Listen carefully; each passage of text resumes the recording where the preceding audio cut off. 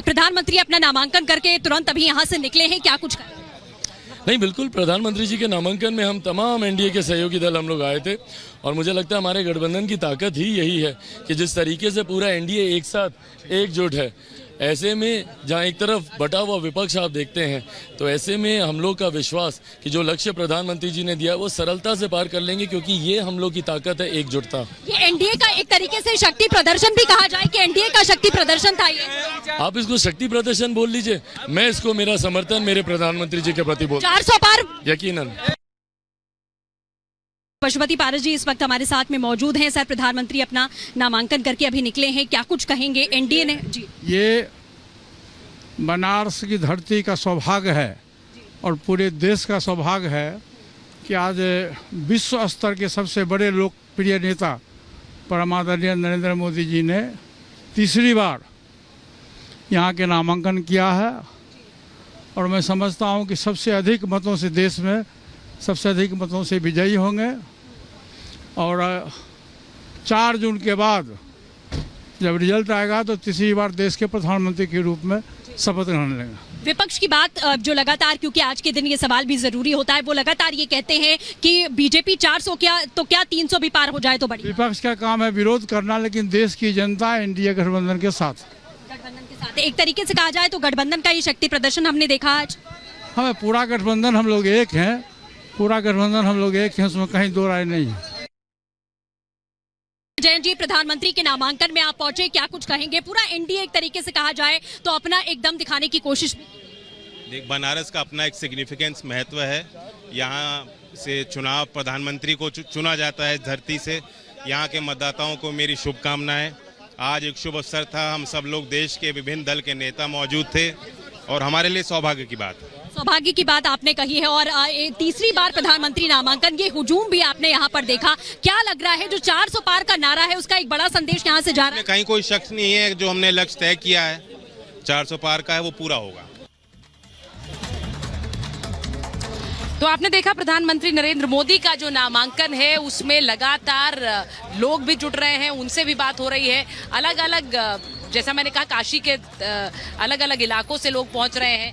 Sir, आप बताइए, ज्ञानवापी में तो आपको लगातार जो केस चल रहा है उसमें सुन ही रहे हैं, जरा बताइए प्रधानमंत्री नरेंद्र मोदी के नामांकन से जुड़े हुए आपके जो आपके समुदाय के जो लोग हैं वो क्या सोच रहे हैं? देखिए, अधिवक्ता बुद्धिजीवी है, अधिवक्ता उसी के साथ है जो देश का विकास या जो विजन लेके देश को चल रहा है कि देश को परम वैभव पर कैसे पहुंचाया जाए।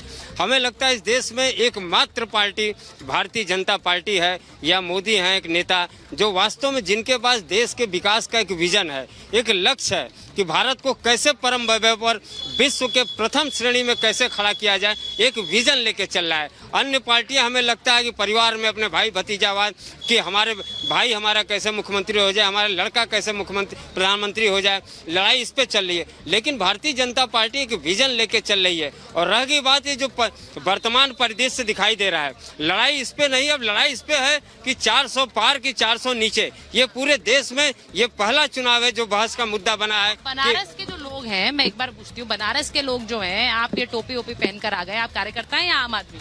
नहीं, मैं कार्यकर्ता हूँ। कार्यकर्ता है। तो यहाँ बताइए। नहीं, 2014 से पहले जो बनारस की स्थिति थी, जो बनारस की गरिमा थी, 2014 के बाद बनारस मोदी जी जब से आए, बनारस का काफ़ी विकास किया, सड़क दिया उन्होंने, शिक्षा दिया, दीक्षा दिया, रिंग रोड दिया, फ्लाईओवर दिया, अंतर्राष्ट्रीय हवाई अड्डा दिया, रोजगार लोगों को दिया। इस बार बीजेपी कह रही है यहाँ से रिकॉर्ड जीत होगी, आपके जैसे ही कार्यकर्ता जो बनारस में। बिल्कुल नहीं, बिल्कुल रिकॉर्ड जीत होगी, क्योंकि मोदी जी पहली बार आए थे, फिर दूसरी बार भी जीते और तीसरी बार तो जनता तो उनको रग रग में, पूरी पूर्वांचल की जनता समझ गई कि मोदी जी आखिर में क्या है। मुझे आप बताइए, आप तो इस पूरे मामले में, ज्ञानवापी के मामले में पक्षकार रही हैं, मुझे बताइए कि ज्ञानवापी को देखते हैं, काशी विश्वनाथ का जीर्णोद्धार देखते हैं, वहाँ रामलला की प्राण प्रतिष्ठा देखते हैं, क्या ये मुद्दा चुनाव में रहेगा? मुद्दा देखिए, चुनाव में जो आस्था का है वो है ही, लेकिन विकास भी हम लोग के देश का बहुत हुआ है। सिर्फ काशी नहीं, काशी का तो विकास 14 में जो हाल था वो आज बदल चुका है। काशी पूरी तरह से बदल चुकी है। आप कहीं भी जाइए, कहीं सड़कें, पहले एक समय था 2014 में, मुझे याद है, दिन भर हम लोग को पंखा लेके हौंकना पड़ता था, बच्चे सोए रहते थे, गर्मी से उठ जाते थे, दिन भर लाइट नहीं रहती, रात भर लाइट नहीं रहती। बहुत से लोग कहते हैं कि बिजली पूरी आने लग गई है, ये पहले नहीं था। बिल्कुल नहीं था, 24 घंटे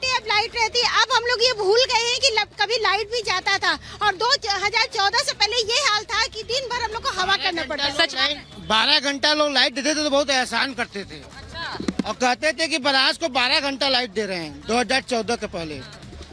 यही नहीं कहते थे, रोड व्यवस्था, बिजली, क्राइम, जगह जगह थाने पर लोग दलाल की तरफ बैठते थे। आज ये सब खत्म कर दिया। वो सब खत्म हो गया। आप डायरेक्ट बात करिए, ऑनलाइन बात करिए। देखिए, तो ये जो बदलाव की गाथा बता रहे हैं, क्या ये प्रधानमंत्री नरेंद्र मोदी के लिए तीसरी बार बनारस में जीत लाएगा और एक रिकॉर्ड जीत लाएगा, जैसा कि यहाँ पर बीजेपी के कार्यकर्ता दावा करते हैं कि इस तीसरी बार सबसे बड़ी जीत प्रधानमंत्री की बनारस से होने वाली है। एक बार सृष्टि के पास चलते हैं, क्योंकि सृष्टि के साथ कुछ लोग हैं और नामांकन की प्रक्रिया पूरी होने के बाद बहुत से लोग अपने मन की बात कहना चाह रहे हैं। सृष्टि,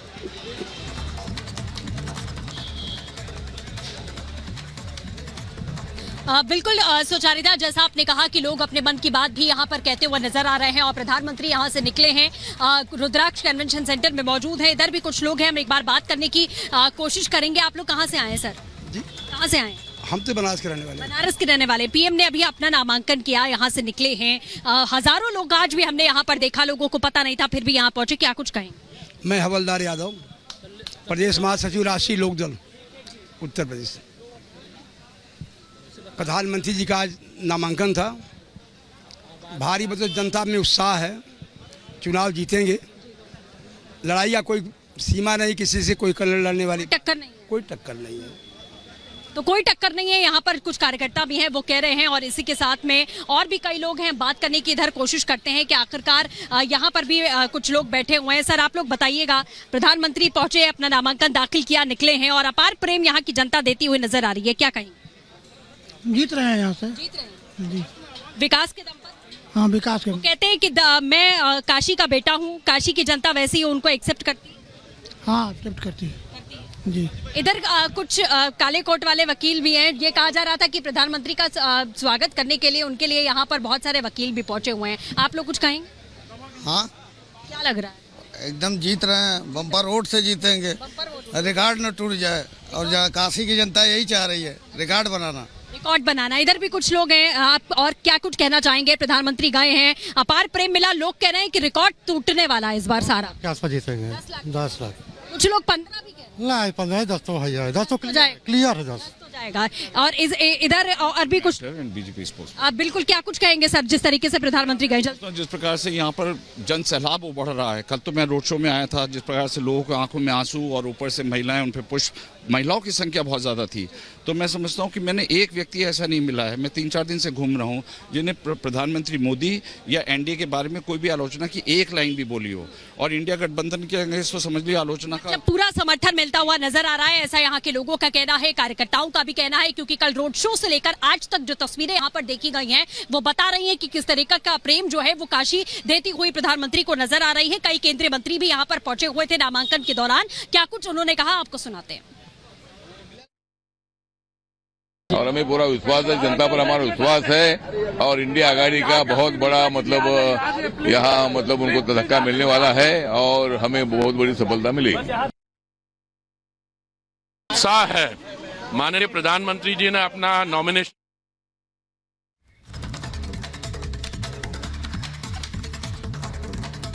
और तस्वीरें आपको दिखा रहे हैं, जहां नामांकन के बाद की आप तस्वीरें देख रहे हैं। ग्रीट कर रहे हैं, मिल रहे हैं तमाम लोगों से और सम्मानित करने का तरीका या ये कहें कि जुड़ने का तरीका लोगों का कुछ इस तरह से है कि कोई प्रधानमंत्री को भेंट स्वरूप दे रहा है अलग अलग चीजें। राजनाथ सिंह भी आपको नजर आ रहे हैं, चिराग पासवान नजर आ रहे हैं, उपेंद्र कुशवाहा, मांझी, ये तमाम वो चेहरे, एनडीए का पूरा कुनबा एक तरह से पहुंचा हुआ है। और हर तरह से चंद्रबाबू नायडू को आप देख रहे हैं, हर कोई जुड़ना चाहता है इस खास मौके पर जब तीसरी बार नामांकन दाखिल किया है प्रधानमंत्री ने। और यही वजह है मोदी की जो तस्वीरें आप इस वक्त देख रहे हैं, गृह मंत्री अमित शाह उनके साथ हैं। वाराणसी में वो लोगों से मिलते हुए, लोगों का जो अभिवादन है वो स्वीकार करते हुए आप देख रही है। प्रफुल्ल पटेल उनके साथ हैं, जीतन राम मांझी, चिराग पासवान, ये सब वो नेता हैं जो एनडीए के नेता हैं और यहाँ प्रधानमंत्री के नामांकन के लिए पहुंचे। अनुप्रिया पटेल उनके साथ हैं।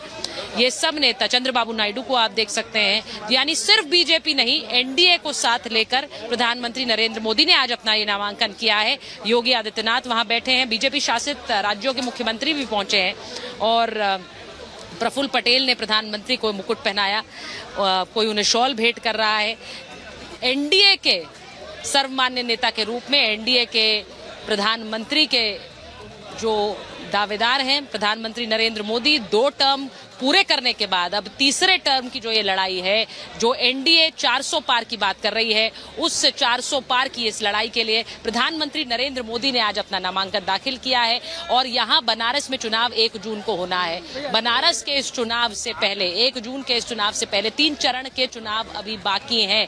तो यहाँ बनारस से संदेश, कोशिश ये कि बाकी 3 चरण के चुनाव को भी साध पाए प्रधानमंत्री नरेंद्र मोदी के नामांकन से, क्योंकि यहाँ से संदेश न सिर्फ बनारस के लिए, पूर्वांचल की सीटों के लिए, यूपी और बिहार की सीटों के लिए, यूपी की 80 सीटें, बिहार की 40 सीटें, और जहां पर कुछ सीटों पर वोटिंग हो भी चुकी है, लेकिन उन्हें साधने के लिए ये जो तस्वीरें आप इस वक्त देख रहे हैं, प्रधानमंत्री का नामांकन, और प्रधानमंत्री अपने हर जो एक आधिकारिक कार्य होता है उसे भी जनता से जोड़ने की एक तरीका ढूंढ लेते हैं। और इसीलिए इस नामांकन से पहले जो रोड शो किया और नामांकन के बीच भी नमो घाट जाना हो, दशाश्वमेध में पूजा हो, वहां पर बहुत सारे लोग होते हैं। तो अलग अलग पड़ाव पर लोगों से मिलते जाना और बनारस के जनता को जोड़ के अपने साथ ये नामांकन आज कर रहे हैं। और न सिर्फ एक तरफ आम जनता है, दूसरी तरफ एनडीए के बड़े नेता हैं, दोनों तरफ, दोनों को साथ लेकर आज प्रधानमंत्री ने नामांकन किया है। वो एनडीए के बड़े नेता, उनको एक तस्वीर में, एक फ्रेम में आप देख सकते हैं, और सबको आप एक फ्रेम में देख सकते हैं। प्रधानमंत्री नरेंद्र मोदी के इस नामांकन के जरिए ये नेता जो कि अलग अलग राज्यों से आते हैं, वहां पर भी एनडीए के लिए 400 पार का डंका एक तरह से बजा रहे हैं कि ये प्रधानमंत्री का नामांकन नहीं, ये देश के लिए एक नई सरकार जो कि पुनः आने के लिए आग्रह कर रही है, उसके लिए नामांकन है। एक छोटे से ब्रेक के लिए रुक रहे हैं, लेकिन लगातार बनारस से तस्वीरें आपको दिखाते रहेंगे।